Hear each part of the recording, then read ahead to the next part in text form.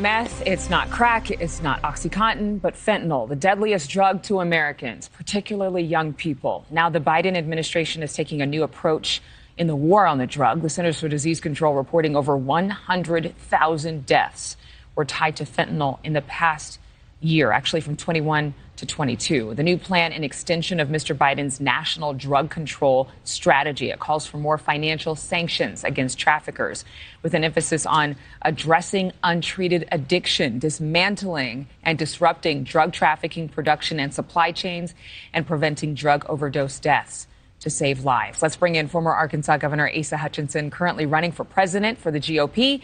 He also served as head of the DEA in the George W. Bush administration. So good to see you as always. You know, I have to ask you, you've made border security a major focus of your campaign, but I want to know what you would do if you were in charge today, if you were sitting in the White House with all of the news of the Biden administration's plans. What would you do differently? Well, first of all, this is one of the most extraordinary challenges that we face in America, with over 100,000 deaths. I know a couple of families that's been impacted about this personally. What I would do, first of all, and most importantly, is to declare those cartels that are responsible for bringing in the fentanyl, I would declare them as foreign terrorist organizations.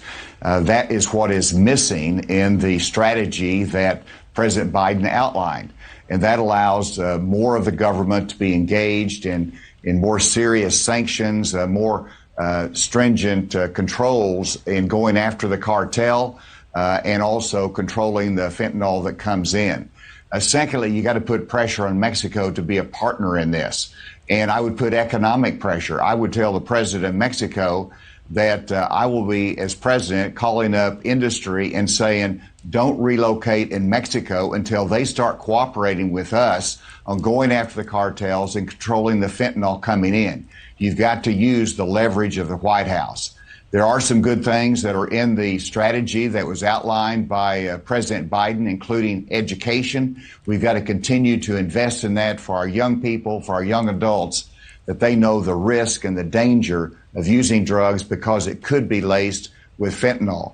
But those are two very specific things. And the third thing would be to encourage Mexico to allow more DEA agents in Mexico to work in cooperation with local law enforcement, going after the cartel again, going after the precursors coming in from China, and helping to reduce that flow of drugs coming in and cash going out. Well, it sounds really good, and I think that everybody would agree that Mexico is a crucial part of this equation. But I've spoken to other people, and they've seemed to say that this would threaten our trade. This would be not good for partnerships with North American allies. What do you say to that? Because the cartels are in bed with the Mexican government. How do we initiate that kind of a sanctioning? Well, first of all, you don't close the border, because that's where the commerce goes back and forth. I understand, as being Undersecretary at Homeland Security, the importance of that to our industry. So I didn't say that. What I said was I'd be calling up industry that's trying to reshore from China or from other places overseas close to the United States. And Mexico is a logical place. They're going to have an economic boon. But that will slow down, and that's the economic pressure we can use on Mexico to cooperate with us to a greater extent. No company should locate in Mexico if Mexico is not serious about the rule of law and supporting the industry that locates there. And so to me, that's the leverage that we can use, the economic pressure, and we can do it in a way that doesn't disrupt right now the transfer of commerce between our countries. You know, for those who are watching, obviously illegal immigration has to come into this conversation. I know that the plan under the administration is to label fentanyl an official emerging drug threat to the nation. That's a first of its kind.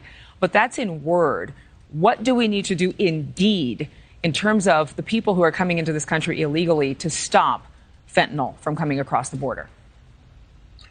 Well, you've got to do a couple things, because you're right. The cartel is using human traffickers to bring the fentanyl across.